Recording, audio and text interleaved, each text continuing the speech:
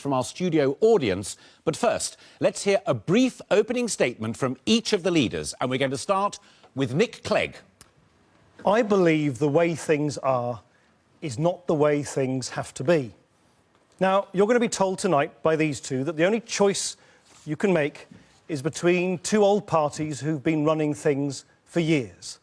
I'm here to persuade you that there is an alternative. I think we have a fantastic opportunity to do things differently for once. And if we do things differently, we can create the fair society, the fair country we all want. A fair tax system, better schools, an economy no longer held hostage by greedy bankers, decent, open politics. Those are the changes I believe in. I really wouldn't be standing here tonight if I didn't think they were all possible. So don't let anyone tell you that the only choice is old politics. We can do something new. We can do something different this time. That's what I'm about. That's what the Liberal Democrats offer. These are no ordinary times. And this is no ordinary election. We've just been going through the biggest global financial crisis in our lives. And we're moving from recession to recovery. And I believe we're moving on a road to prosperity for all. Now, every promise you hear from each of us this evening depends on one thing: a strong economy. And this is the defining year. Get the decisions right now, and we can have secure jobs, we can have standards of living rising, and we can have everybody better off. Get the decisions wrong now, and we could have a double-dip recession. And because we believe in fairness, as we cut the deficit, over these next few years, we will protect your police, your National Health Service, and we will protect your schools. I know what this job involves. I look forward to putting my plan to you this evening. I think it's great we're having these debates, and I hope they go some way to restore some of the faith and some of the trust into our politics, because we badly need that once again in this country. The expenses saga brought great shame on Parliament, and I'm extremely sorry for everything that happened. Your politicians, frankly, all of us, let you down. Now, there is a big choice at this election. We can go on as we are, or we can say, no, Britain can do much better. We can deal with our debts. We can get our economy growing and avoid this jobs tax. And we can build a bigger society. But we can only do this if we recognise we need to join together. We need to come together. We need to recognise we're all in this together. Now, not everything Labour has done in the last 13 years has been wrong. They've done some good things, and I would keep those. But we need change, and it's that change that I want to help to lead. Gentlemen, thank you very much indeed. Our first question is from Gerard Oliver, who's a retired toxicologist from Cheshire. Mr. Oliver. Good evening. What key elements for a fair, workable immigration policy need to be put in place to actually make it work effectively? Gordon Brown. You know, I've heard the concerns around the country. I've been listening to people. I know people feel that there are pressures because of immigration. That's why we want to control and manage immigration. And when I became Prime Minister, I did a number of things. First, I introduced a points system. So no unskilled worker from outside the European Union can come to Britain now. I also said that jobs had to be advertised in job centres where there were skills that there were shortages of, but we needed people in this country. I then said we're going to look at all the range of occupations where people come from abroad. So I talked to a chef the other day who was training, and I said, in future, when we do it, there'll be no chefs allowed in from outside the European Union. Then I talked to some care assistants. No care assistants come in from outside the European Union. We are a tolerant, we are a diverse country, but the controls on migration that I'm introducing, and I will see go further, are the right controls, the right policy for Britain. David Cameron. Well, Gerard, what I would say is immigration is simply too high at the moment. It has been these last 10 years, and it does need to come down. I think the pressures that we've put on housing and health and education have been too great. And if you look at what's happening with immigration, the difference between the amount of people going to live overseas and those coming here, it's been often as high as 200,000. That's equivalent to 2 million across a decade. It's too much. I want us to bring immigration down so that it's in the tens of thousands, not the hundreds of thousands.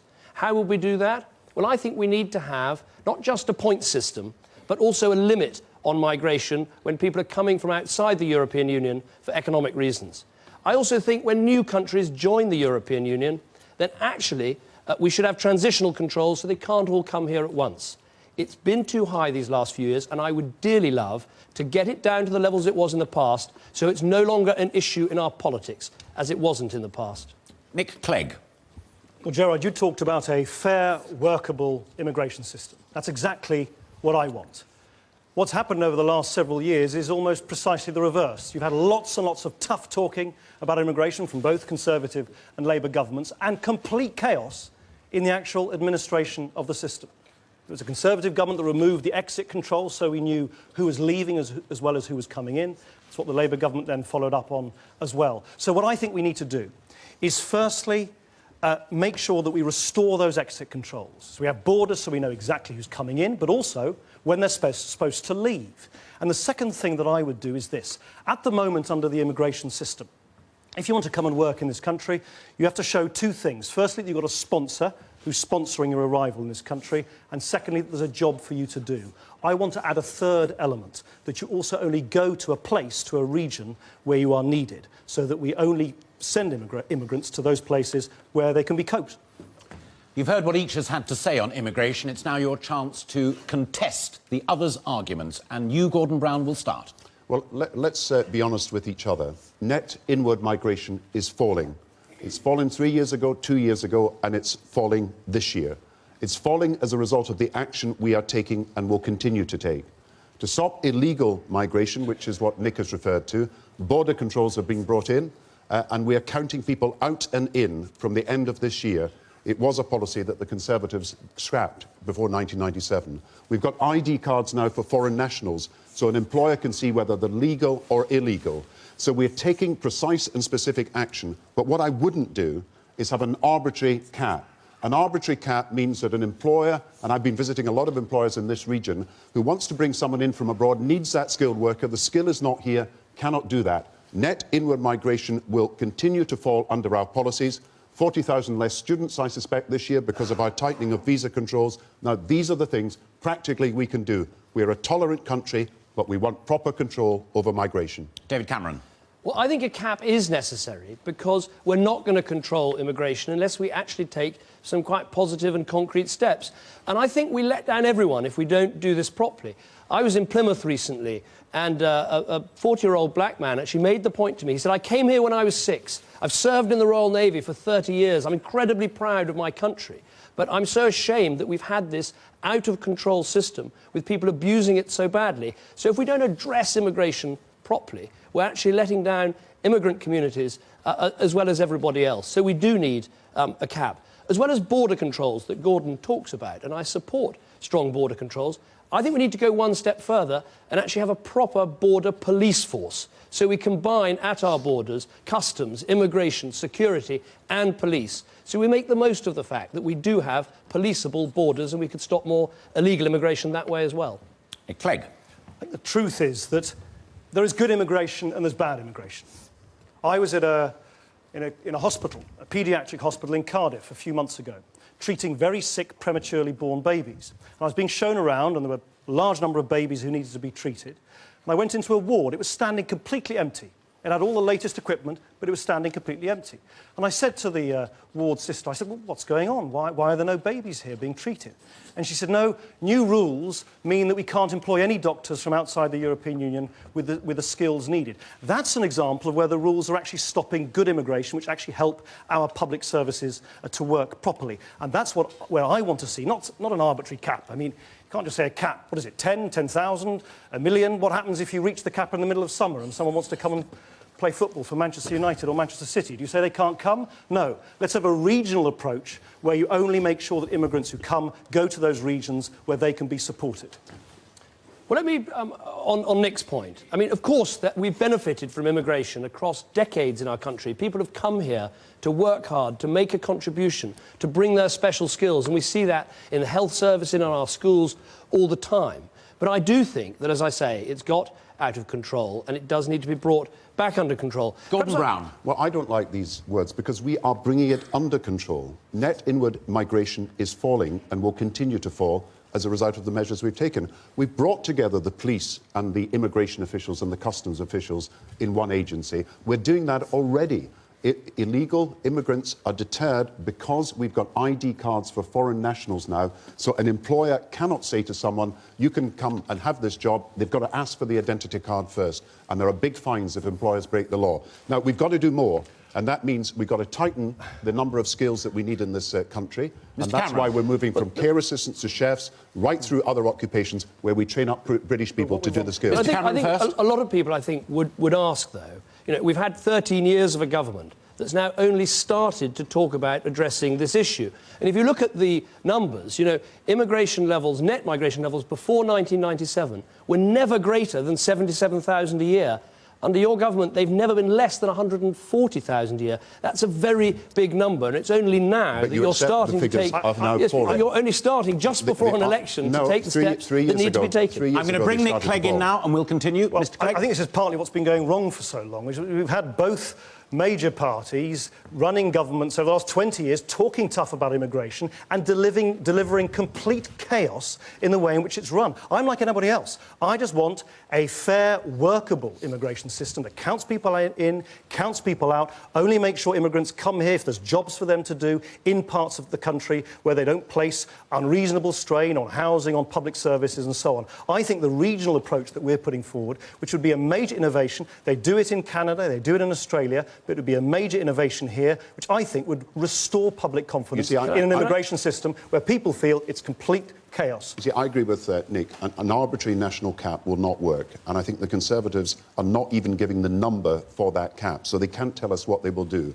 Take the controls we're putting in, add to the points system, restrict more occupations in future where we can train up people to have the skills. My vision of Britain moving forward is we train the young people up to get the skills for the future, and we will need less people to come in to meet the skill shortages of the past. David That's Cameron. now what we're doing. It's absolutely true that the other side of the coin is proper welfare reform. We have got too many people who could work, who are offered work but who don't work, and that has actually drawn a lot of people into our country. So we do need to reform welfare, but again, 13 years have gone by when welfare hasn't been properly reformed. Can I just ask Nick There are 2.5 million more jobs in this country. Can I just ask Nick one question about this regional approach? Don't quite understand how you can ask people to come to one part of the country and rely on them staying in that part of the country. You have a sort of vision of M62 with a sort of border post.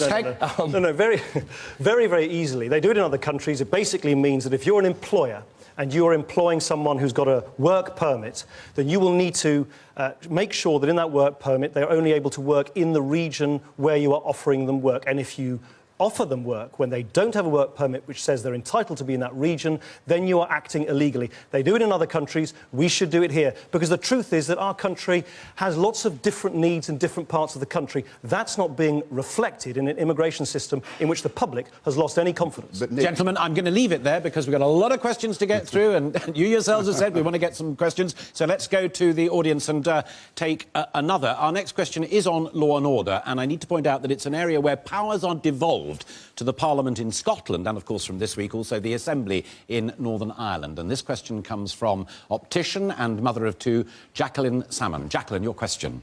Good evening. I was born and still work in Burnley, Lancashire. The town has the highest burglary rate per head of population in the entire country. What confidence can you give me that towns such as this all over the UK can be made safer places to live and work? Well, Jacqueline, the system isn't working properly now. There's no doubt about it. We're not seeing enough police on the streets. We're not catching enough burglars. We're not convicting enough. And then when we do convict them, they're not getting long enough sentences.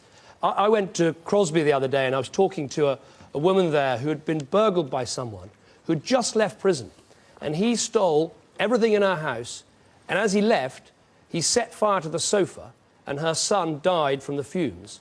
And that burglar, that murderer, could be out of prison in just 4.5 years.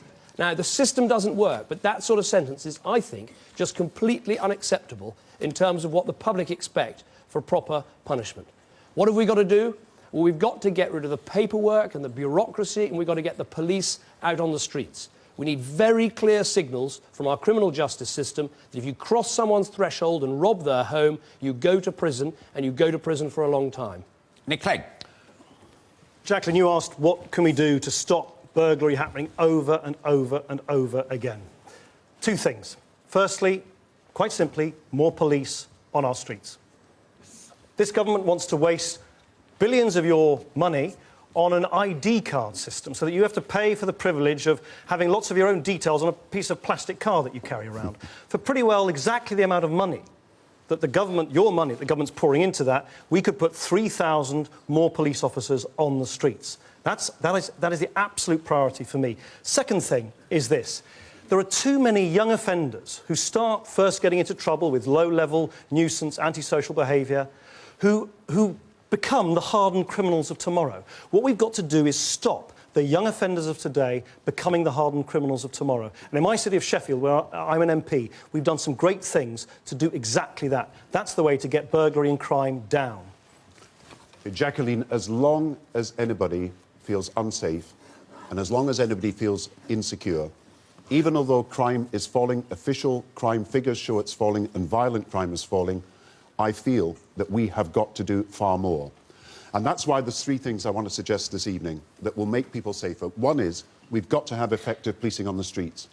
Police have got to spend 80% of their time now on the streets. We've got record police numbers in this country, and we want to maintain that level of police force over the next few years. The second thing is parents have got to accept responsibility for their children. If an order is passed against a teenager, then the parent has also got to accept responsibility, and we're bringing that in now. And the third thing I would say is this. If you are dissatisfied with the way the police are treating or the police are dealing with your case, and you are persistently denied the rights you have, then we'll give you the right to take an injunction against the police so that you can be sure that your rights against antisocial behaviour and crime are upheld. I think one additional point that I would make is if you look at where so much of the burglary, so much of the car crime is coming from, it is actually coming from people who are addicted to drugs. And I think we've got to be much faster at getting drug addicts off the streets and into treatment. And all too often that doesn't happen. And even when it does today, they actually just get put on a substitute drug. And we're not really dealing with the problem, which is to get these people to confront their problems and lead drug-free lives. I even went to a drug rehab recently in my own constituency and met a young man who told me that he committed a certain amount of crimes so he could get in front of a judge who could then get him a place in a residential rehab centre. We must be mad as a country not to get people into that residential rehab, get them to clean up their lives, so we cut the crime on our own streets. I think, as I say, it's how do we make sure that the youngsters of today don't become the hardened criminals of tomorrow? It's that conveyor belt from nuisance at the beginning, antisocial behaviour in our communities, yobs on the street corner who then become the hardened criminals of tomorrow. And I think what makes me so angry is that, again, it's a bit like the immigration debate. So much tough talk from different governments of different parties for so long and actually has turned our prisons into overcrowded colleges of crime. I mean, do you know that young men going into prison now on short-term prison sentences now come out and 9 out of 10 of them re-offend? So they're actually reproducing more crime than actually cutting it. And what I've seen in my city of Sheffield is that you get these youngsters, not when they've done serious crimes, but when they're first starting to get into trouble, to face their victims, explain why they've done what they've done to their victims, apologise for what they've done, make up for what they've done in the community, cleaning up parks and streets. It has a dramatic effect on their behaviour. I want to change people's behaviour before they become the criminals of tomorrow. When I was young, my father ran a youth club with my brother for young people. And the more people who do voluntary service and give of their time in the community to getting young people off the streets to doing purposeful activity, the better, whether it's sports or whether it's dancing or music or whether it's other activities that get people off the streets. But the one thing I'm absolutely sure of, we've got to maintain the numbers of police we have in this country. We've built up the police force from a period when it was understaffed to a period where they now have more police than ever before. And I want to make sure that that continues, with neighbourhood policing accountable to you, with you able to direct what happens in your own local police force. And if a police force is not performing well, let it be taken over by another police force so the job is done properly for you. So I would not support those, And I'm afraid the Conservatives are not prepared to guarantee, as we are prepared to do, that we will continue to fund the police force and the spending on police will continue to rise so that we have enough police there on the beat for you. Mr Clegg, what do you make of what you've heard from the other two gentlemen? Well, it's all very well to say these things, but if what actually happens in practice is that we produce these, as I say, these colleges of crime, where we have now, what, about 4,000 people going into our prisons on short-term prison sentences. They sit around, they learn some extra tricks of the trade from some more experienced criminals, and then they go out, and 9 out of 10 of the young men on short-term prison sentences just commit more crime. And it's that, I think that's what Jacqueline's talking about, this desperate feeling, this hopeless feeling. It keeps happening over and over again. I met a young man in London the other day. His flat had been burgled 5 times, and one of them, would you believe it, Jacqueline, was when he was away at his father's funeral. And all he said to me, he said, why can't this stop? And unless we do something different, not the same old remedies, but do something different to stop the youngsters of today who are getting into trouble from becoming the hardened criminals of tomorrow, all this stuff, I don't think will make the difference that they say it will. Gordon Brown. You know, at Reading Prison, we've been working at this young offenders institution with companies. And where people are in this institution, they're being trained for jobs that they can get if they don't reoffend and they go out and actually do a decent job. Now, there's been a 75% success in this project, so you can bring the reoffending rate down. But I do come back to this central problem that we face. I'm grateful, by the way, for David, for you putting up all these posters about me and about crime and about everything else. You know, there's no newspaper editor done as much for me in the last 2 years because my face is smiling on these posters, and I'm very grateful to you and Lord Ashcroft for funding that. David Cameron. Thank you. Well, let me take on very directly this question of money and public spending, because I think there's going to be a common feature right through these debates about how do we fund the public services that we need. And I think it's really important we start focusing on what we get out of the money that we put in. Because if we think that the future is just spending more and more money, we're profoundly wrong. Mr Brown. Hold on. The future is not spending more I'll and get more it going money. between the two of you, don't worry. Mr Brown. But the issue here is, will you continue to fund the police? Yes, of course. But Gordon, let me give you an example. Will you match our funding on the police? The answer is no from your manifesto. Let me give you a very good example. This is not question Let Mr time. Cameron answer your point, Mr Brown. It's answer time, David. What matters is what comes out. I went to a Hull police station the other day. They had 5 different police cars, and they were just about to buy a £73,000 Lexus. There's money that could be saved to get the police on the front line. The Metropolitan Police have 400 uniformed officers in their human resources department. Well, our police officers should be crime fighters, not form fillers, and that's what needs to change. I'm just slightly surprised that there's any discussion between you two going on about what money you can put into public services, because I read your manifestos this week. In neither of them are you coming clean with people about how anything costs, because you haven't got any figures in your manifestos. We've set out very clearly not only what we will do, but how we will pay for it. Mr. And Cameron, you can only Mr. pay Cameron, for on that things these point. days if you're prepared to save money elsewhere. Cameron. On that point, let me take Nick back to his manifesto, and one pledge that's in there that worried me a lot. My mother was a magistrate in Newbury for 30 years. She sat on the bench, and she did use those short prison sentences that you're talking about. And I've got to tell you, when someone smashes up the bus stop, when someone repeatedly breaks the law, when someone's found fighting on a Friday or Saturday night, as a magistrate, you've got to have that power for a short prison sentence when you've tried all the other remedies. And the idea that you never send someone to prison... Mr Brown on that point, please. That's why there are 20,000 more people in prison as a result of the tougher sentence we've been passing. But you've got to answer this question. We will continue to match the funding of the police as of now. You are saying you're going to cut it. Now, be honest with the public, because you can't airbrush your policies, even although you can airbrush your posters. In one sentence, Mr Cameron. Gordon Brown is trying to make you believe he can protect health spending, he can protect education spending, he can protect police spending. He cannot do any of these things because he's given this country the biggest budget deficit of any developed country in the world. I'm going to stop it there. David, answer the question. No, I'm going to stop it there because, again, I want to get more questions in, and who knows? That may be an area that we get a question on. But thank you for that. Now, we're going to take another question, and again, let me please remind you that viewers in Scotland and Wales will be able to see Scottish and Welsh leaders' debates next Thursday. That's the 20th of April at 9 o'clock. And those debates will involve the three parties here tonight, plus the Scottish National Party and Plaid Cymru in their respective nations. Now, our next question is from Helen Elwood, who runs a pub with her husband. Helen. I own a pub, and people like to chat over a drink.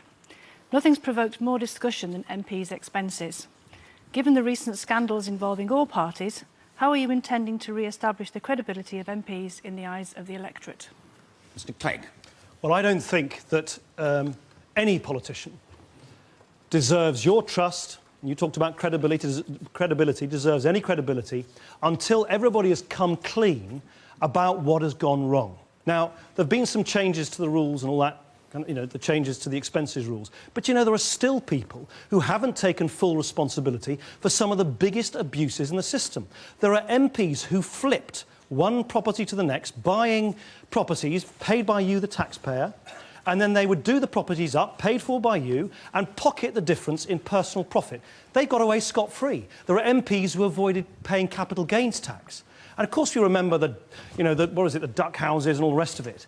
But actually it's the people, it's the MPs who made these big abuses, some of them profiting hundreds of thousands of pounds. I have to stress, not a single Liberal Democrat MP did either of those things, but they still haven't been dealt with. We can only turn around the corner on this until we're honest about what went wrong in the first place. I was shocked and I was sickened by what I saw. I've been brought up to believe by my parents that you act honestly, and you act fairly and you act responsibly. And just as the bankers were irresponsible, so too were members of Parliament. And nobody should be standing for election at this election who is guilty of the offences that we've seen in MPs. Now, I want to do three things to change the system.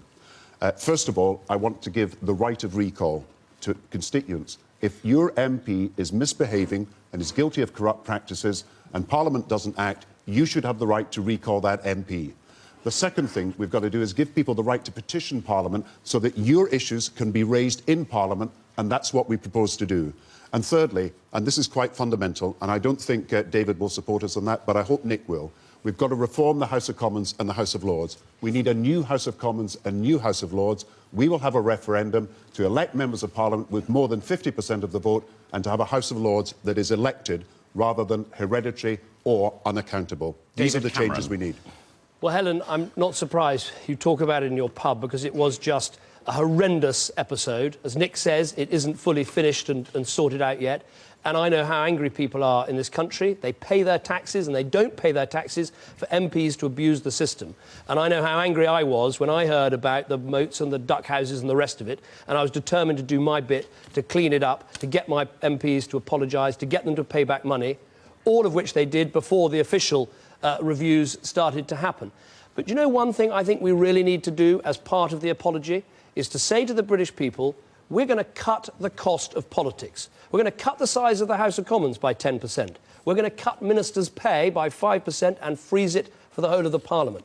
We're going to cut the size of Whitehall by a third. We're going to get rid of some of these quangos. We're going to make your politics better value for money as well as cleaner. I think that's part of the apology we really badly need to make. I have to say to both David Cameron and Gordon Brown, what bothers me is, I mean, I hear the words, they sound great, but, you know, it's not just what you say, it's what you do. Why is it that when I put forward, Liberal Democrats put forward, a law which would have given all of you and everyone watching now the right to sack their MP if their MP is corrupt, the Labour MPs voted against it, the Conservative MPs didn't even bother to vote. Why is it when we supported a deal to clean up the really murky business of party funding, which has affected all parties, you know, you blocked it, you blocked it. You wanted to protect the paymasters of the trade union paymasters. You wanted to protect Lord Ashcroft in his offshore haven in Belize. It's not good enough to keep talking about how we need to change politics if when you've got an opportunity to change, you actually block it. I think that's a betrayal. I think that's a con. I think you deserve the right to sack your MPs when they're corrupt, but you also deserve a politics where we finally get the big money out of politics altogether. See, I agree with Nick. There's got to be a right of recall for people who are in a constituency and find their MPs corrupt and Parliament doesn't act. I agree with that. I think Nick also agrees with me about a new House of Commons and a new House of Lords. properly accountable with a new system of election that will be put to a referendum next year. But David's solution, just to cut the number of MPs, cut the number of MPs. All of us represent a constituency of people. All of us represent communities. All of us represent neighbourhoods and localities which deserve to have their local representation. I would cut one thing. I would cut the numbers of the House of Lords, and not by 10%, but by 50%, a smaller House of Lords, directly accountable. And David, please, no more hereditary peers. I want to see a reformed House of Lords. I think the House of Lords should be predominantly elected. And Gordon, you've had 13 years to sort out the House of Lords. If there are still hereditary peers sitting in the House of Lords, if you're not happy with the House of Lords, why on earth haven't you done something about it? You've had all this time. And to suddenly now talk about electoral reform, about changing the voting system, which you started doing just weeks before the general election, I think people will see that as a bit of a ploy. But let me defend once again this idea of cutting the size of the House of Commons. Who in business, who in public services, who in their family life hasn't actually had to try and get more for less, hasn't had to trim their budgets, hasn't had to work a bit harder? Why on earth should MPs and Parliament be any different? We could quite as well get by with 10% fewer MPs, we could cut the cost for you, the taxpayer, and we could do a better job at the same time. We'll cut the costs of politics more by halving the House of Lords and making it a far more smaller chamber, making it accountable and making it democratic. And David, let's be honest. You've voted against taking action against removing hereditary peers from the House of Lords. You don't want that to happen. You blocked it only in the last week. The key issue here is, will we take responsibility for a better form of politics? Mr. Cameron. Right of recall, right to petition, Mr. Cameron. and a better House of Commons and Let Lords. me just make one point after all that Nick said, because I thought there was a slight danger of a sort of holier than thou. I think we should all be frank. You know, politics has been in a mess for all of us. We all had MPs with dreadful expenses problems. There are still 3 Labour MPs in court at the moment. There were Liberal MPs that were criticised.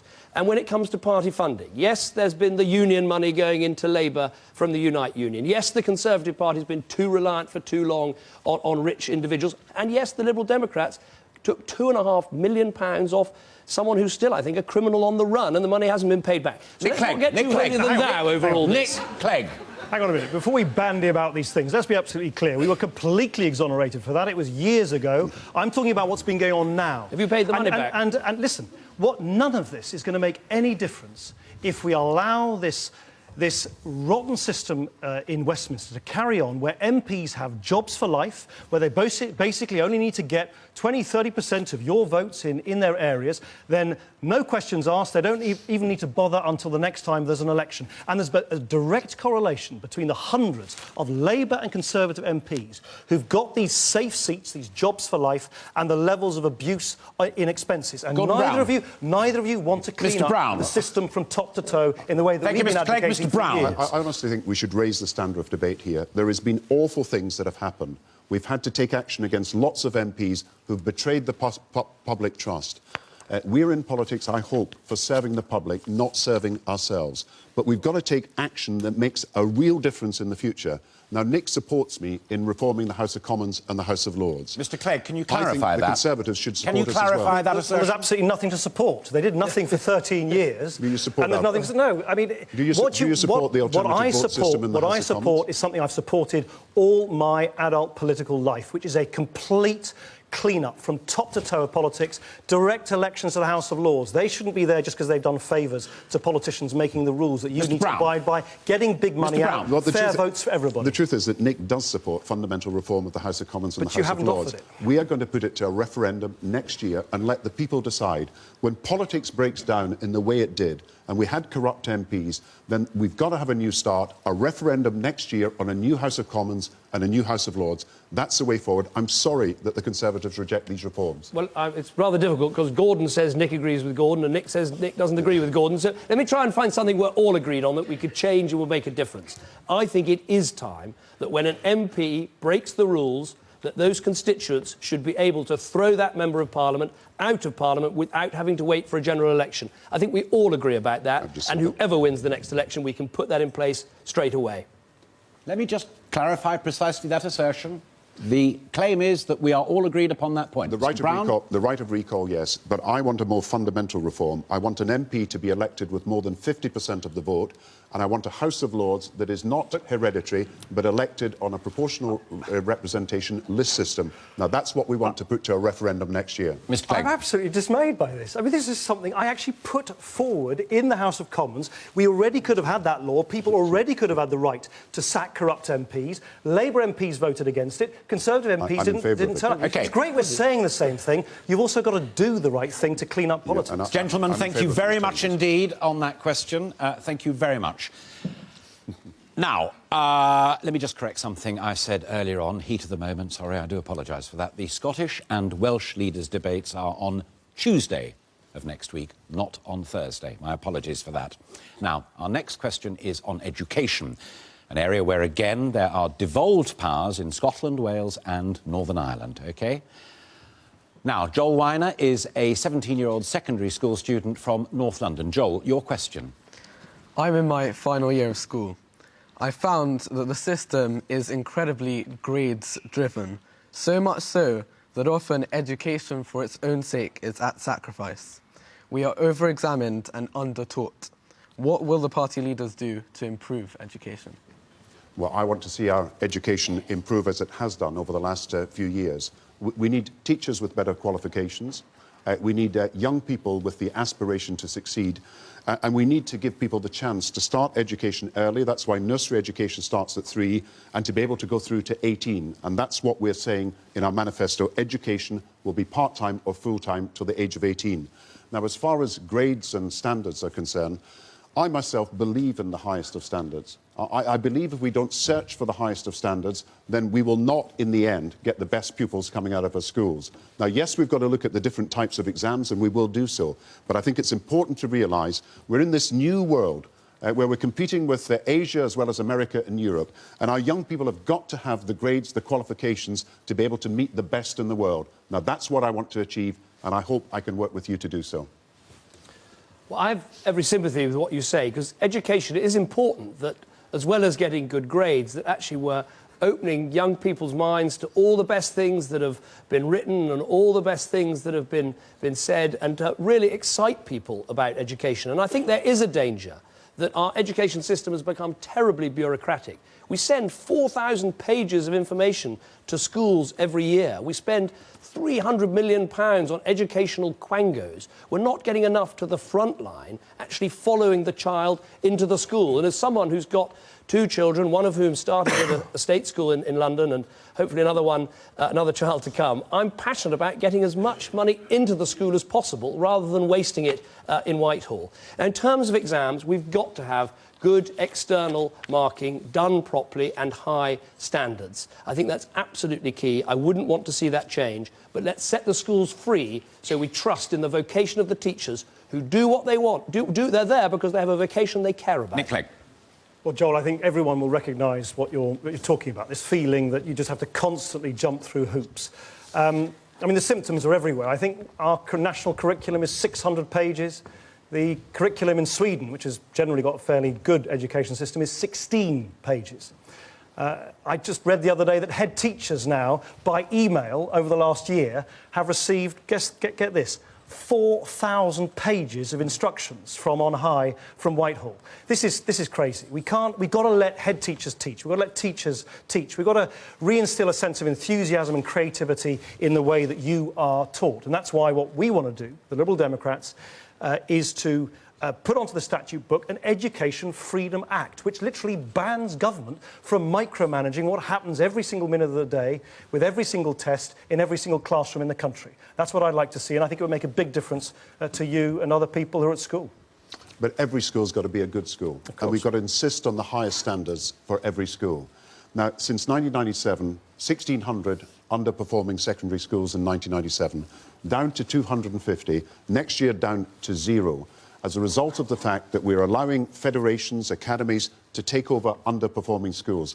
Now, that's the way forward, to insist on the highest standards, to make sure an underperforming school is taken over, and to make sure that we spend enough and invest enough in the education system to ensure our children are properly taught. And what I would be very worried about is in this difficult and straitened time, we were to cut our budgets for education at this point in time, I think that would put our children at risk for the future, and it's very important that we continue to invest in the education of every child in this country. Joel, what I'd say in terms of what I care about most in education with my own children going through the system, I want what every parent in this country wants. And it starts with something that actually doesn't necessarily cost money, and that is good discipline in our schools. You know, in a typical year now, you get 17,000 teachers being attacked by students. We've got a real problem here. There was a case in Manchester once where a child actually produced a knife in a school, got excluded, and then the appeals panel put that child back into the school. Imagine what that does to the head teacher that's trying to keep order. So we say head teachers should be able to exclude difficult pupils and not be overruled by appeals panels. We say you've got to change the rules so teachers can keep order in class. Right now, we seem to be treating the teachers like children and the children like the adults. We got it topsy-turvy, the wrong way round, and we really need to change that so you have proper discipline and order. Then people can learn. I think discipline is important, of course. I think creativity, which I think is the point you're saying, Joel. I know I'm not allowed to ask you questions. That's against the rules, but just nod if... Yeah, OK, good. I think creativity is important in the classroom. I think freedom for teachers and head teachers. And do you know one thing which I think would really help in all of those things? Discipline, creativity, freedom for teachers is quite simply good old-fashioned smaller class sizes. We have 8,000 infants in this country now, between the ages of 5 and 7, who are in classes which are so big, they're illegal. They're technically illegal. And it's, you know, it's just logical. If you're a teacher, I mean, friends of mine who are teachers just sort of say they can't really keep an eye on the troublemakers, but they also can't support the brightest children if the classes are huge. And that's why we've got a plan, fully costed, to provide schools with additional resources so that they can bring down the average class size in a primary school, for instance, down to 20, and the average class size in a secondary school down to 16. Well, again, we mustn't confuse, and I'm sure we'll come on to this, we mustn't confuse what goes in terms of money with what comes out. And I spoke about the fact that we spend £300 million on educational quangos.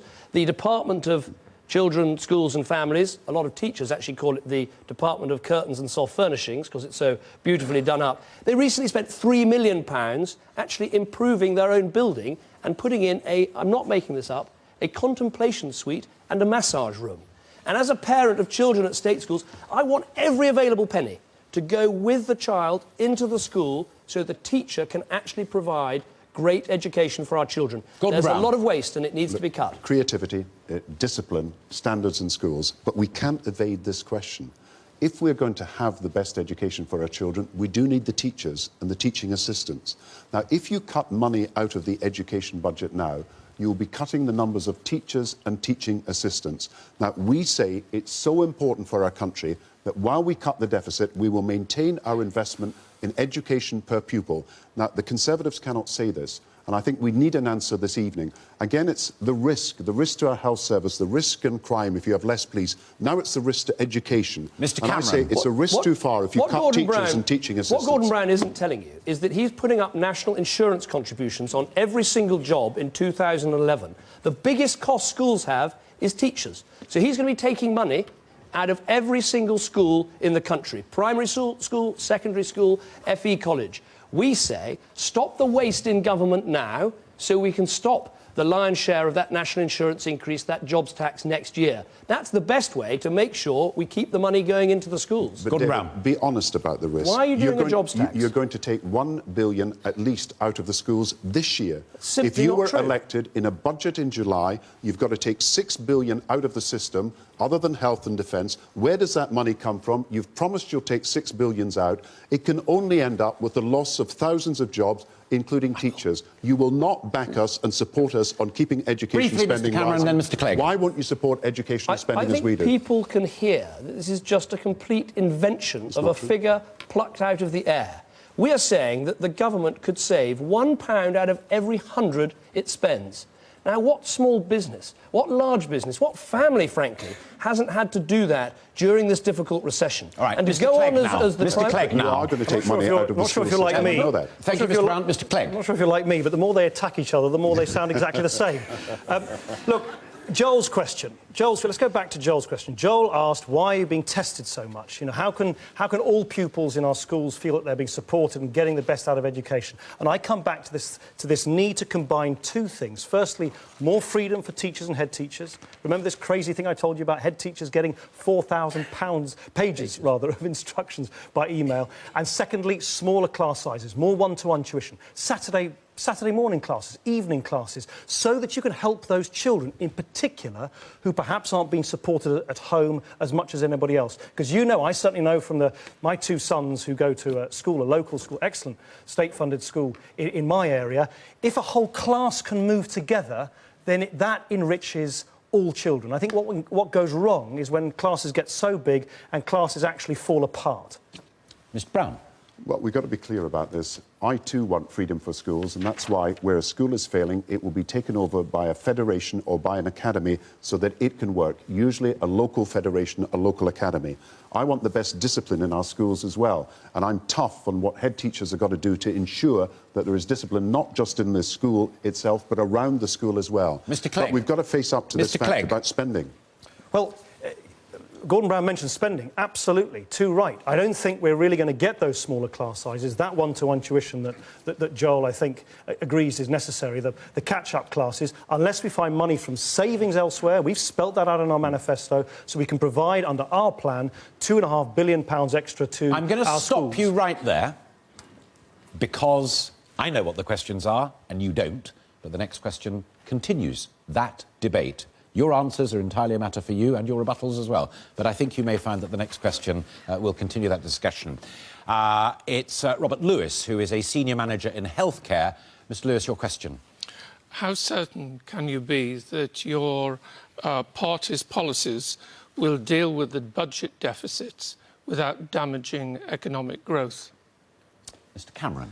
Well, this is an absolutely vital question, and I'm glad it's been asked, because we've got to get this economy moving. We've got to get this economy growing. And what we say is save £6 billion in the current year in order to stop the jobs tax, which we think will derail the recovery. Because if you put a tax on jobs, that, I think, is a jobs killer, it's a recovery killer, it's an economy killer.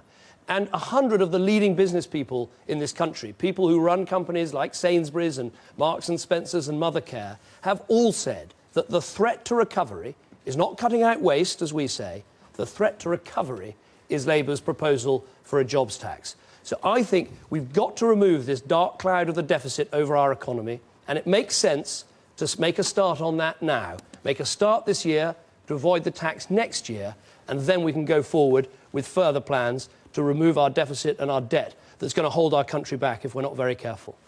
Where are you, Robert? I could hear your voice, but there you are, right at the back. Sorry, behind the camera. Now I can see you. Robert, I think we need to just be open with you, straight with you. And we sought to do that. We have specified, I think we're the only party in politics now, in our manifesto. Look at the back of our manifesto, which says, here are the figures. This is the way that we would find cuts and savings of £15 billion. How would we do that?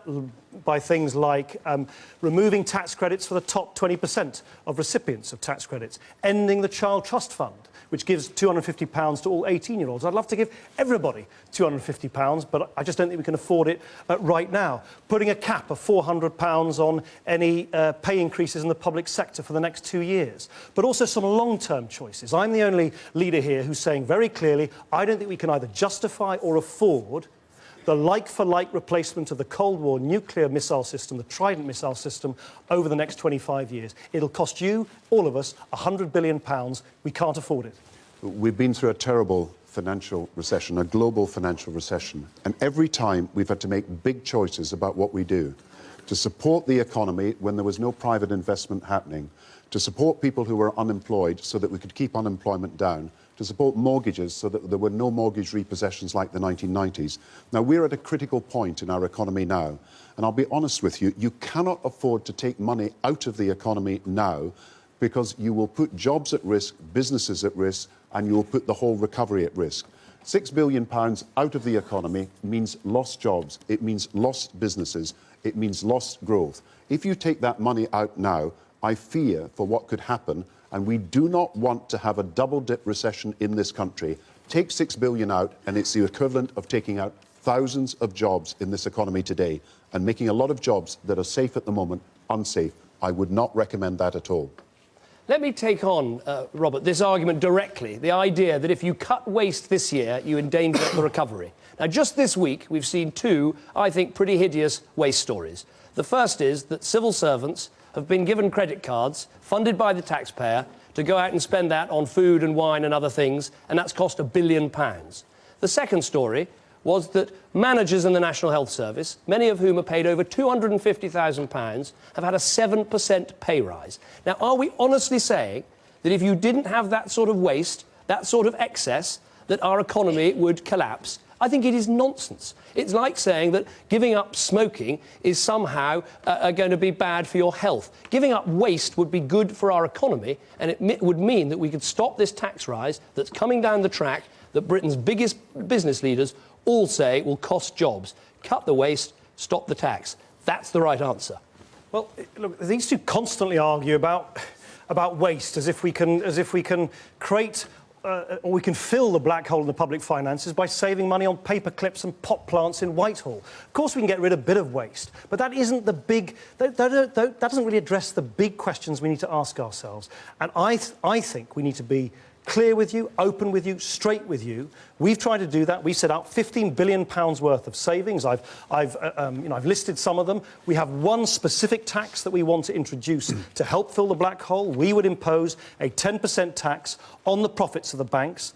These banks who've got us into the trouble in the first place, I think they should pay you back because you, the taxpayer, have bailed them out and use that money to deal with the black hole in the finances. But let's not get obsessed about mythical savings in waste, which is the oldest trick in the book to pretend that you can square a circle like that, or get obsessed about when you deliver these cuts. The crucial thing is, are we going to be open with people, with you, about how we're going to save money in the long term? Well, just think how difficult it is to save 50,000, 100,000, 200,000, a million, and then think of 6,000 million to be saved in the next 9 months before the end of the financial year. Now, I fear for our economy if that happens. The only way we've kept our economy moving forward is not because there's been private investment or bank lending, it's because the government has had to step in to make sure there is sufficient growth. And we prevented unemployment going to the levels of America and Europe. I say you've got to keep that support now. Every other European country, America, agrees with that. Only the Conservative Party is against keeping that support in the economy now. Now, of course, we've got to deal with waste. But if you take the waste out, you put more money into the economy to make sure the economy can continue to grow. It's the only way we can save jobs and businesses in this country now. And I say to the whole audience here and to the nation, it is important at this moment to take no risk with the recovery. Once again, the Conservatives are showing they are a risk to the recovery in this country. Nick Clegg. Well, we all know we've got this great black hole in our public finances. That's obvious. We all know that we're going to have to save money. We all know that we're going to have to make cuts.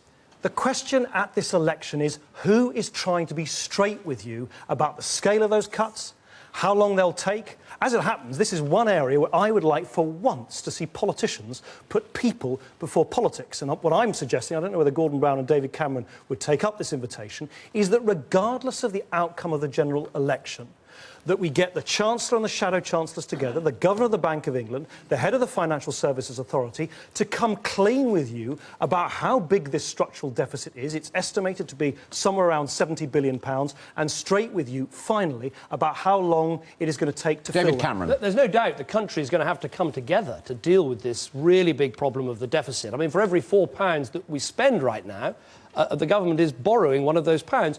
But Nick keeps saying he's being very straight with you. In his manifesto is a promise for a £17 billion tax cut. It's a great idea. I'd love to do it, but we don't have £17 billion for a tax cut. Nick Clegg on that specific point. We've spelt out exactly where that money would come from. We would, for instance, stop this grotesque spectacle of this unfair tax system which has been built up under a succession of Labour and Conservative governments, where right now a greedy banker in the City of London pays a lower rate of tax on their capital gains than their cleaner does on their wages. We have a tax system which is grossly unfair. Back to the question Robert put. The PCT, the Health Authority, was finding it very difficult because of the situation at the moment. Take thousands of millions out of the economy now, take 6 billion out of the economy now and think of the risk to jobs and businesses. And I say to the Conservatives, of course we want efficiency savings and of course we want to deal with waste, but we cannot afford to see private investment so small and then public investment cut at this time. David Cameron. And lots of jobs put at risk. Please tell us you won't do that. £6 billion is one out of every £100 the government spends. Now, what small business in this recession, what big business hasn't had to make that sort of decision? Many people making a much bigger decision. Turn it round the other way and think about it like this. Gordon is effectively saying, I want to go on wasting money now, so I put up your taxes later. Gordon Why Brown. should we pay our taxes for government waste? We've got a responsibility for the overall growth rate of the economy. We've got to get this economy moving forward. You can't do it with private investment alone. The government has got to play its role. Now, next year, we'll make these bigger savings, and of course, we're going to pay for health and for education and for policing by what we do on national insurance. But this year, don't pull the money out of the economy. Don't put good people's jobs and their businesses at risk David now. Cameron. But why do you think it is, I would say, that 100 of the leading business people in this country, people who run some of the biggest businesses, like Chorus, like Logica, like Mothercare, why do they say, and they couldn't be more clear, the risk to the economy is not cutting waste, the risk to the economy is Labour's proposal of a jobs tax. They are the country, Brown on that specific point. Thank you. Why do they say it? The risk to the economy is this year, and every country, America, the rest of Europe, including Britain, is saying we've got to make sure we invest in the economy this year so that we can have the growth we need. Now, pull out the money, and you've proposed it at every point during this recession. Pull out the money, and you'll have less growth, you'll have less jobs, and you will have less businesses. Now, that's the fear. We've got to take an overall responsibility for the whole economy. But all I would say is this argument, I think, just doesn't address the fundamental issue. There are going to be big things over the next few years, and neither of them will come clean on this with you, that we simply can't afford to do. Trident. I don't think we can afford it. A tax on banks, I think, is now unavoidable. Tax credits. We need to look at public sector pensions. These are big decisions which we need to take. And I would like us, for once, to get politicians together to I've got ask the the agenda, questions Mr. which Clegg. they're not telling you about. I just want to make this... I think people at home watching will find it extraordinary that Gordon Brown is really saying you've got to go on wasting money to keep the economy going. Why not cut the waste and stop the tax rise? It can't be in the... How is a 7% pay rise for NHS managers essential for economic growth? I'm going to have to park it there. We've made 35 billion of I'm going to stop savings. you. I'm going to stop you because we had some of this in the previous question, and I've still got more questions that I really want to take. A lot of information there for people to reflect on, but I do want to move it on. Now, our next questioner comes from an army family and himself has served in the Territorial Army. Nick Brimson, your question. Yeah, good evening, guys. British troops seem to be dying unnecessarily and far too frequently. In my opinion, they are under-equipped and massively underpaid. What assurances can you give the armed forces that things will improve? Mr. Clegg. You're right, Nick. They are under-equipped and they are underpaid. I think there's something seriously wrong when you've got 8,000 bureaucrats in the Ministry of Defence who work on communications. When we have too many top brass in some of the services, there are, I think, 2 admirals for every warship. We have 17 brigadiers for every brigade. And we also, of course, have this consensus from the Conservative and Labour parties that we should spend £100 billion renewing the Cold War nuclear Trident missile system. I say if we change our priorities, we can provide our brave servicemen and servicewomen who do the most astonishing job in the most extraordinarily difficult circumstances. We can give them proper pay. I think it's a scandal that someone who starts in the army on a junior rank now gets paid £6,000 less than someone starting as a firefighter or in the police service. I want them to have the same pay, and I also want them to have proper body armour, proper helicopters, proper vehicles, and you can only do that if you cut out spending elsewhere which isn't being well spent. Let me say, first of all, my pride and my admiration for the armed forces and our questioner who was in the Territorial Army, all those who serve our nation. And particularly at this time when we're at war in Afghanistan, we've got to remember and we've got to do our best, not just by the armed forces, but by their families. And let us remember all those who lost their lives in Afghanistan. The important thing is that we're doing the right thing by our troops. And that's why we've increased the spending on equipment dramatically over these last few years. 1,000 new vehicles, new helicopters brought into Afghanistan. We used to spend 600 million on Afghanistan 3 or 4 years ago. It is now 5,000 million this year. Now, this, every time, you know, I've got to write to a family where someone's died, I've got to consider all these issues. And I would not send our troops into battle unless I was absolutely sure that they were properly equipped for what they're doing. Sorry, I couldn't see Nick in the audience. Can you put your... Oh, Nick, sorry, you're behind the same problem, so behind the camera. First of all, can I thank you for what you do? And I join with Gordon in paying tribute to our forces. I've been to Afghanistan in each of the last 4 years, and just the bravery and the incredible courage and determination of what those men and women do just humbles you every time you see it. They're not just brave fighters, they're brilliant diplomats in dealing with difficult situations, they're incredible athletes, they are brilliant, brilliant people. But I don't think we do enough for them. I know that steps are being taken to try and improve the situation, but frankly, we shouldn't be in the situation we are.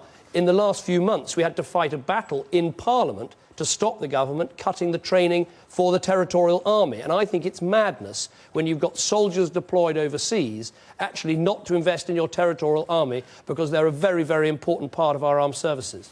I think it's also what kind of equipment we provide. I was in a factory in my own city where I'm an MP in Sheffield just a few weeks ago. And there's a great British company there, a manufacturing company, that produces great metal braces with these huge rollers, which apparently are sold to the American army. They attach them onto their vehicles. And when the rollers move over mines, the mines blow up. But of course, they destroy the rollers and not the soldiers. And the American army says that those rollers, designed, manufactured by a great British business in Sheffield, have saved 140 lives.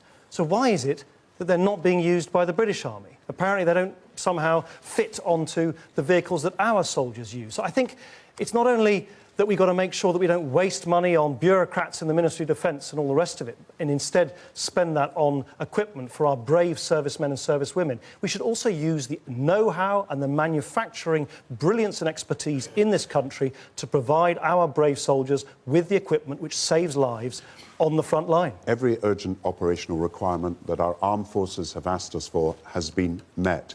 Now, I've got two big questions I've got to answer to the British people for. Why are we in Afghanistan? We're in Afghanistan because there is a terror threat and a chain of terror that comes from the Afghan-Pakistan border to our country, and 3/4 of the terrorist plots that we identify start not in Britain, start not in Europe, but start in that border area. The second question I've got to answer is how we can get our troops home, because that is what we all want to see at the end of the day.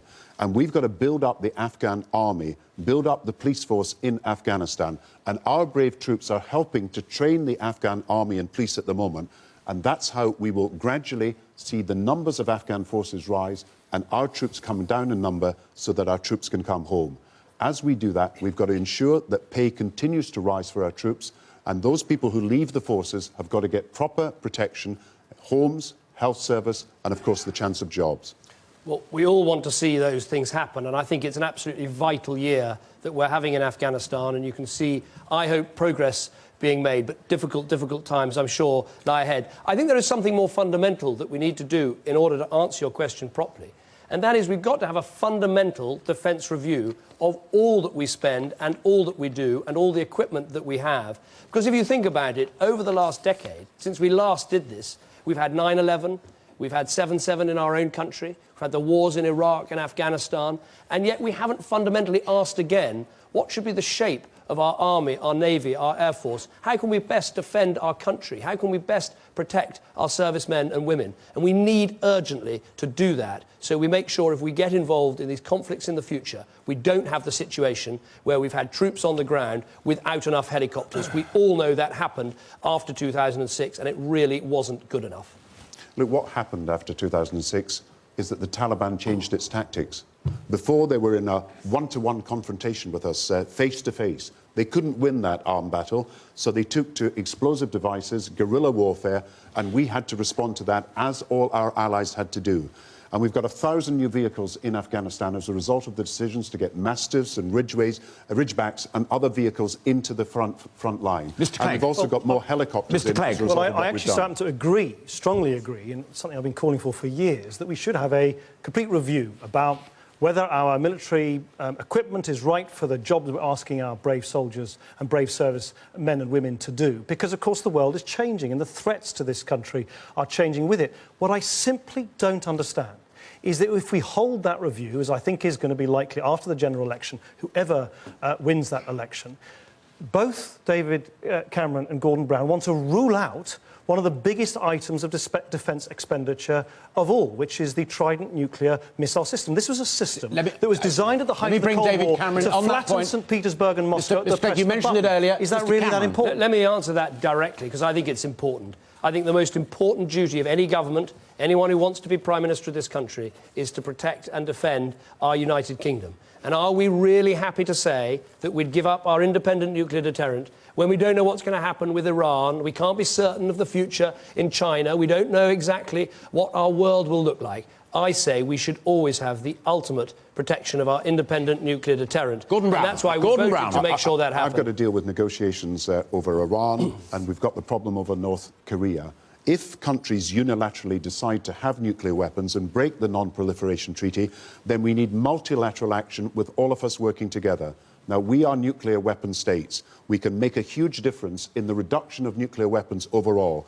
If we can persuade countries not to have nuclear weapons in the first place, or force them not to have them, if we can then have a reduction in nuclear weapons all round. But I don't favour Nick's proposal, which would unilaterally abandon our nuclear deterrent when we know that Iran and North Korea and other countries are trying to get there. All I'm saying is I don't think we should kid people into thinking that we can either justify or afford £100 billion over 25 years on a nuclear war system, a missile system, which was designed explicitly to flatten St. Petersburg and Moscow at the press of a button. I think the world has moved on, and I think you two need to move with it. We're not in the Cold War anymore, and we shouldn't be spending billions of pounds of people's money, taxpayers' money, on a Cold War missile system when, as Nick said in his original question, we have people on the front line in Afghanistan without the right equipment, without the right protection. It's a question of priorities. Mr. Cameron, on that context of priorities, a little more clarification there.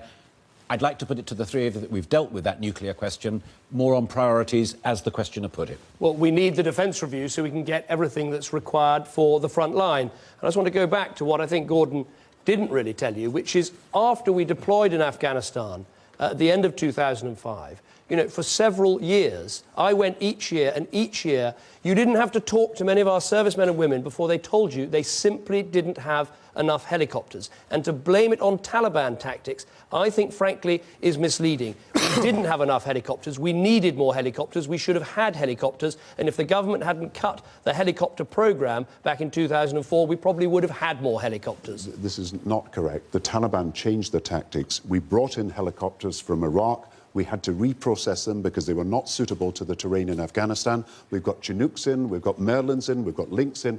All the different helicopters we need have been put into Afghanistan. And I would say, with the Chief of Defence Staff, who said himself, we are the best equipped armed forces in our history as a result of the action we've taken. I'm not complacent. I want to do more.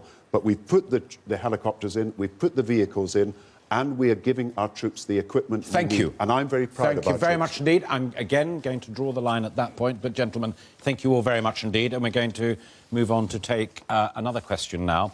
And again, viewers in Northern Ireland will be able to see a debate between the leaders of the Ulster Unionist Party, the Democratic Unionists, Sinn Féin and the SDLP next Thursday at 9 o'clock on UTV. Now, our next question is on health, an area covered by devolution settlements in Scotland, Wales and Northern Ireland. And to put it, we have Sindhu Novell, who's been a hospital nurse for 12 years. Mrs. Novell. My question is, what are the party's visions for the future of healthcare in Britain? In particular, how would they address the cost pressures arising from an ageing population and more expensive new treatments? Thank you very much indeed. Mr. Brown. To help people live at home, to give them the urgent care needs that they have and see them met, for example, by home helps and health visitors, so that people who want to stay at home don't have to go into institutional care. We've seen a revolution, large numbers of people living longer, and that's a great thing, but people need the help in their homes so that they don't have to go into nursing homes or into old people's homes. My priorities for the health service are that we give people now personal guarantees. And that is that every individual patient will know that they'll get a cancer specialist seen within 2 weeks if they need it. They'll get a diagnostic test within 1 week and the results to them. They will also be able to know that their operation will be within 18 weeks if you're any patient in need of an operation. You'll be able to see a GP in the evenings at weekends, something that wasn't happening. You'll be able to get a free health check-up on the National Health Service. I want people to know that public services are personal to people's needs, and that's why we need to give these guarantees to individual patients, and that's what we're going to do from now on. Well, first of all, can I thank you for your incredible service to the NHS? I think the NHS is a wonderful, wonderful thing. What it did for my family and for my son, I will never forget. I went from hospital to hospital, A&Es in the middle of the night, sleeping in different wards, in different places, and the dedication and the vocation and the love that you get from people who work in the NHS just, I think, makes me incredibly proud of this country, and so thank you for all that you've done. I think it is special, the NHS, and we made a special exception of the NHS and said, yes, there are going to have to be difficult financial decisions elsewhere, but we think that the NHS budget should grow in real terms, i.e. more than inflation, every year under a Conservative government. My vision is that we improve it, we expand it, we develop it, we make sure that it's got more choice and more control for the patient. But we need to do some short-term things too, like make cancer drugs available to people who need them. There's some tragic cases now of people just not getting what they need. Well, of course, the easy thing is to say how much we all love and depend and rely on the NHS. The difficult question, which is, I think, the one that you're addressing, is how do we protect the NHS, which we all rely on? Maternity services, A&E departments, GP services and so on, when money is tight. And I think it's a little bit like the earlier discussion about equipment in the army. The priorities at the moment are all wrong. The last year, under this government, they've just employed 5,000 more managers in the NHS, yet the maternity ward in the NHS hospital where my third son was born just over a year ago is threatened with closure. This government spent £12 billion on a computer system in the NHS, which doesn't work. And yet I was in Burnley the other day. I think Jacqueline was saying that you come from Burnley. As you know, Jacqueline, they've closed the A&E department there. I think you have to now travel 25 miles to Blackburn. So what is going on? We're closing A&E departments and maternity wards and wasting money on computer systems and bureaucracy. I want to turn that on its head so we can protect the NHS that we all rely on. Brown. Well, I've just got to say that my commitment to the NHS is that we will give people these personal guarantees. The main source of employment in the NHS is more nurses. We've got 80 to 90,000 more nurses across the United Kingdom. We've got 30,000 more doctors. We've got the best equipment now in some of our hospitals. Remember the situation before 1997 when people had to wait 2 years for operations. It's now a maximum of 18 weeks. And yes, it is our priority that we will support the frontline services, health, the National Health Service, education and policing. These are the frontline services that people depend on. We will make sure that that finance is there. David says he will support the National Health Service, which assumes he will not give the same guarantees to education and policing as I asked him earlier this evening. But I think the main point to recognise is this. David will not give you the guarantee that you'll see a cancer specialist in 2 weeks or the guarantee you'll have a GP in the evenings at weekends. These are personal guarantees written into the NHS Constitution that we will give. The point is that today, actually, the number of nurses is going up, the number of managers is going up 5 times faster than the number of nurses in our NHS. And the government has had 13 years to fix these problems, and it hasn't done. And Gordon Brown talks about cancer, but what he's not telling you is that there are people in our country. There was a case the other day of someone who had to sell their home to get the cancer drugs. And the Prime Minister, the government, is about to hit the NHS, Britain's biggest employer, with this national insurance rise. It's going to take £200 million out of our National Health Service. We say stop that national insurance rise and instead spend the money on a cancer drugs fund so people can get the drugs they need. Talk about guarantees. But the fact is, for some people, waiting 2 weeks to see a consultant is too long. We need a faster, choice-driven system, but the drugs have got to be there when you need them. They're not always right now. This is a phony debate. This is pretending that somehow there are billions and squillions of pounds around that we can continue to pour into our NHS. Every man, woman and child in this country spends £2,000 on the NHS through our tax system. I want to judge the NHS about how it helps me and my family when we're ill and we're sick and we're in need of NHS care, not just by, you know, numbers plucked out of thin air. David Cameron, you simply cannot seriously suggest that we should believe that you can cut the deficit immediately as you want, then a whole blizzard of tax breaks, including a great big tax break for double millionaires in the inheritance tax system, and provide huge lashings of extra money to the public. You might be able to do one of those things. You can't do all three. So I want to say to people, let's be straight with you. We're going to have to find savings in the NHS. I want to see, for instance, strategic health authorities, which is a layer of bureaucracy, stripped away altogether and use that money on the frontline NHS services, which are so important to us. The point is, we have made a special exception for the NHS for exactly the reason that Mrs Neville gives, which is that there are more older people, there are more expensive treatments, there are drugs budgets that are going up, and we say you need that extra money to even keep going with the NHS, and that's why we make the exception of the NHS and say that's the budget that has to go up. Now, what Gordon Brown is not telling you about the situation with cancer, cancer drugs and cancer outcomes is after all the things he's talked about, all the money that's gone in, our death rate from cancer is actually worse than Bulgaria's. So all that's happened has not actually improved the outcome, which is what matters. Gordon Brown. If people get early detection, and that means screening, I had a lady write to me who said that she would not be alive today if we hadn't introduced screening and we hadn't given the chance to see a specialist within 2 weeks. What David is not telling you is that while we are using the national insurance to pay for health, to pay for policing and to pay for schools, he won't give them the guarantee on policing and schools. Mr Cameron. And now on the health service, Mr Cameron. he cannot give us a guarantee about specialists for cancer. The national insurance increase, which Gordon Brown has said is definitely coming in, that will take £200 million out of the NHS. He's not replacing that money, so he would have less to spend on cancer drugs.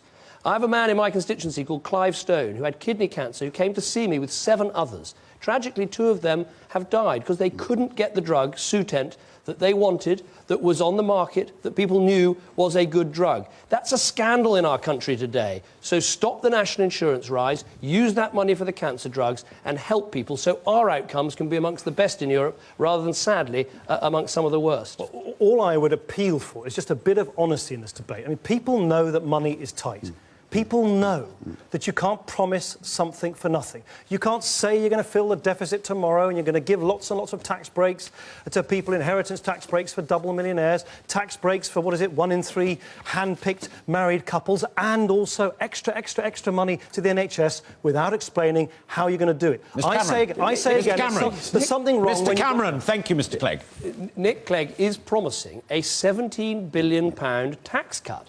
Now, we're saying stop the waste of £6 billion to stop the national insurance rise. I would love to take everyone out of their first £10,000 of income tax, Nick. It's a beautiful idea. It's a lovely idea. We cannot afford it. So it's all very well posing. Please do. I tell you how we pay for it. We would, for instance, stop the huge unfair loopholes that only benefit the very wealthy at the top of the tax system. At the moment, the top 10% earners in this country get twice as much tax subsidy from all of the rest of you when they make contributions to their pension pot than everybody else. We say give people tax relief on their pension contributions, but make sure that they are the same. And use that money so no one pays any income tax on the first £10,000 Thank you, Mr Brown. they earn. Where Nick and I are agreed is that to give an inheritance tax cut to the 3,000 richest estates in the country of £200,000 each, the biggest manifesto promise that the Conservative made, is totally unfair to the rest of the population of this country. And I say to him, we will use the national insurance to pay for healthcare, to pay for policing and to pay for schools. I'm going to stop you there. I'm going to stop you there, partly because of time. Also, because, thank you, Mr Brown, people have heard that particular exchange as well. I have time to get one more question in. That's why I interrupted at that point, and I'm grateful for you accepting it. Now, in what will be, as I've just told them, our final question of this evening. It's also a policy area that's devolved in Scotland, Wales and Northern Ireland. And Alan Shaw's a train driver from Accrington. Your question, sir. Thank you, Alistair.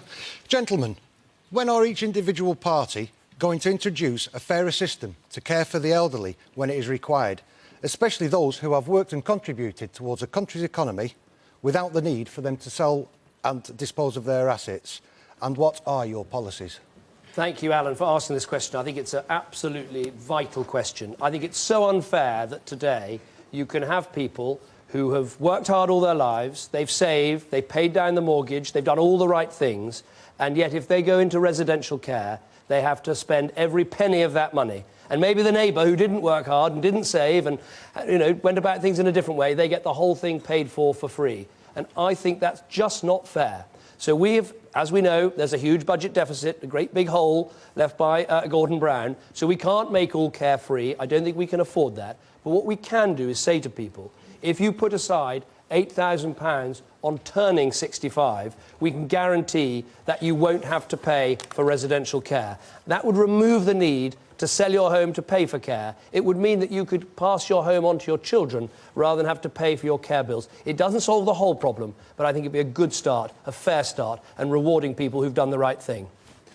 I think, Alan, this is one of those rare issues where the issue is so big and the costs are potentially so great and it affects every family, it affects every individual, that I think this is one of those issues where I would say it's worth the politicians just setting aside their political differences for once and trying to come up with a solution that everybody can agree with. We've all got different ideas. We have ideas, proposals, that there's a contribution from the individual and the state. David Cameron has ideas which help some but doesn't help people in their home. Gordon Brown has some ideas which help some of the most needy but not others. Why don't we, for once, given this is something which I think is bigger than any other party, actually work together? There are some things, however, that I think we can do immediately. I, for instance, would like to use the money that the government has allocated for its latest, I think slightly flawed proposals, to give respite care to the carers who look after loved ones, those who look after the loved ones for the greatest amount of time, give them respite for at least a week every year. That's something we can do now. Let's come up with a longer proposal together, a longer-term proposal together. You know, elderly people shouldn't have to choose between the home they own and the care they need. And we have to devise a better system for the future. That's why the first stage of it is urgent needs care. So you can stay in your own home, you don't have to go into a nursing home, you get the support you need to stay in your home free of charge. We're introducing that from April next year. The second stage in the next Parliament is to say to people, if you're in an old people's home and you're in that home for more than 2 years, it will be free for personal and medical care from then onwards. And that will take away the worry and the anxiety people feel that their own home will have to be sold to meet the costs of residential care. The third stage will be to move to a more comprehensive system where people can be guaranteed that their needs will be met in the long run. I agree with Nick. We want consensus on this. We want to proceed in a way that every party, but every part of the country is with us. That's why we're consulting the social care groups. We're setting up a new commission to look at the funding for the future after the next Parliament, but we're committed to urgent needs being met now. It isn't a small problem about people having to sell their homes to pay for care. I believe it's 45,000 families every year who have to do that. And as I say, I think there's a deep unfairness in the system. Look, all of us, when we get older, we want to spend as long at home as possible before going into residential care. And anything we can do to help people adapt their homes, to help people live in their homes, and also to help the carers. You know, if carers stopped caring in Britain, whether for disabled children or whether for elderly people, if they packed up and gave up, that would cost us £50 billion, as well as all the hurt and the pain it would cause. So giving carers some clearer rights and saying if you care for someone, you should get a break. The thing that every carer always says to me more than anything else, give me a break every now and again and I can go on doing what I do. And I hope as we try and seek some consensus, let's put the carer absolutely up front and centre. They are Britain's unsung heroes. Well, of course, I agree with that. I mean, there are about 1 million carers in this country who care, I think, now for 50 hours or more for their loved ones, for members of their family who need care. And they are the unsung army of heroines and heroes that keep our society together. And they desperately need some time for themselves, time to go on holiday. Now, under our plans, what we could do immediately is give those 1 million carers who care for the greatest length of time at least a week off, just to have a breather, spend some time on their own, go and visit friends, go on holiday, just have some time to themselves again. But as I say, I think we've all got some ideas, but I don't think any of us, and you don't hear this from politicians very much, I don't think any of us actually, if we're really honest with you, have got the perfect solution. That's why I think this is so important. Let's for once put people before politics and come up with a solution that works for you and your family in the long run. Well, we have tried to do something about respite care because there are 6 million carers in this country. I've met many of them and talked to them about their needs. One need is respite, so that they can have a break, as Nick said, and we're introducing and have actually made provision for more measures for respite care.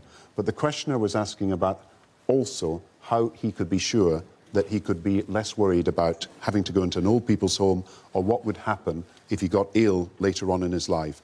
But that's why the urgent needs measure that we're introducing from April next year is so important. It means that you can stay in your own home, have the help that's available, the equipment, but also the home helps and the health visitors. And at the moment, it has been means tested. Now, in future, it will be free of charge. I think one of the biggest things we must do is we try, and I think it's right to try and forge a consensus because this is a long-term issue we must deal with, is to try and give the carer and those they care for more power and control and influence over their lives. Form an individual budget for each one. Make sure that if they want to, they can take that as a direct payment, that they can make decisions about the sort of respite they need. We tried to do this with my son, and when you try and get a direct payment system, so you're in charge of the money and you can try and get some help, it's unbelievably complicated. You've got to set up a separate bank account, you've got to read about 4 lever arch files, and, you know, I found it testing enough. And what someone who's recently had to start caring, who's under huge pressure, who may be getting ill because of what they're doing, to try and get direct payments, let's make it easier. Because we ought to be trusting people to do this. Well, I think the key is, of course, urgent needs payments for people so that they are sure they can stay in their own home. I agree that we need to do more for carers. I want carers to be able to manage their own budgets as well, and that's something that we're really working on for the future as well. But we've got to find a solution to this big problem, and the big problem is people don't want to have to make the choice between owning their home and getting the care they need. And that's why, in the next Parliament, I think it's important to try with the Commission to reach a consensus on what the funding will be for the future. Mr Clegg. Well, I think everybody will be very surprised that the last question of the evening should actually have flowed into so much consensus. I just think it is one of those issues, a bit like public sector pensions. I also think the scale of the public sector deficit, it's one of those issues where I think if we could go introduce a new kind of politics into this country, not the old style of politics, we could actually come up with a solution that everybody could agree to, because I think you and your family would benefit from it so much. Gentlemen, it'll disappoint you and it'll disappoint many people, but we have come to the end of our debating time. If I can just explain to you, while you mull over what you've heard already, what happens now is that each of them will have 1.5 minutes to make their closing statement. The evening began with an opener. You've heard lots of cut and thrust about a number of issues, but now each of them have 1.5 minutes to attempt to persuade you of their overall position. Mr Clegg, you first. Well, thanks for starters for sticking with us for a full 90 minutes. What I've tried to show you this evening is that there is an alternative to the 2 old parties. I know many of you think that all politicians are just the same. I hope I've tried to show you that that just isn't true. Whether it's on the questions from Alan on care, Jacqueline on crime, Helen on politics, Joel on schooling, Robert on the deficit, I believe we can answer all of those questions. I believe we can rise to all of those challenges if we say no to the old parties and yes to something new and something different. And that's what I offer. That's what the Liberal Democrats offer. So don't let them tell you that the only choice is between 2 old parties who've been playing pass the parcel with your government for 65 years now, making the same promises, breaking the same promises, making the same old mistakes over and over again. Because I think, despite all the challenges, all the problems we have, I think we can be really hopeful about the future. I genuinely believe we can have a better, fairer country if we do things differently. So give real change a chance. Trust your instincts. Support fairness. Choose something different. And that'll give you and your family a better, fairer life. Thank you. You know, it's been a great opportunity to exchange ideas this evening. And I know we're not up against the X Factor or Britain's Got Talent, and I hope people have been able to stay with us in the exchange that we've had about the future policies of this country. I was really struck with a number of questions, but particularly the one from Robert about the future of his healthcare trust and about the jobs that may be at risk. And I've got to come to this central problem that we've got at the moment. We have got to make a decision now about how we secure the recovery this year. We've got to make a decision about whether we put funds into the economy or take funds out of the economy. Now, I'm very clear. We mustn't make the mistakes of the 1930s or the 1980s when unemployment rose for 5 years after the official end of the recession. So we've got to make sure the money is in the economy this year so that the recovery is secure. And then we've got to make sure that as we cut the deficit, we are fair to our National Health Service, our policing, and fair to our schools. And that's why the National Insurance rise is necessary to protect our health service, our schools, and our police. And I think it was very interesting. When David Cameron was asked, he couldn't give a guarantee that we are giving about the funding on schools. He couldn't give a guarantee about the funding on policing. And when it came to the National Health Service, he couldn't give the same personal guarantees that we're giving about cancer specialist care, about seeing a GP at the evenings and weekends. Now, these are problems he's got to address in the future. I look forward to the next debate so we can get all the issues aired about the future of our country. David Cameron. Well, I think it has been a great opportunity to have this debate. And I think one of the things I've heard during this debate is just repeated attempts to try and frighten you about a Conservative government. And I would say choose hope over fear, because we have incredibly exciting and optimistic plans for the future of our country. A great vision where we build a bigger society, where we get our economy moving, where we stop Labour's jobs tax, which could destroy that economy. I think it's been shown tonight the idea you have to go on wasting money to secure the recovery is simply wrong. You've heard a lot about policy tonight, but I think as important as policy is your values. Let me tell you mine. If you work hard, I'll be behind you. If you want to raise a family, I will support you. If you're old and you become ill, we will always be there for you. This is an amazing country. We've done incredible things. I think we can go on and do even more incredible things, but we need two things: a government with the right values and also an understanding that we're all in this together, and real change comes when we come together and work together. That's the sort of change and that's the sort of leadership that I would bring to our great country. Gentlemen, thank you very much indeed for your contributions to this, our first debate. And can I turn to you as well, all of you here with us this evening. Thank you particularly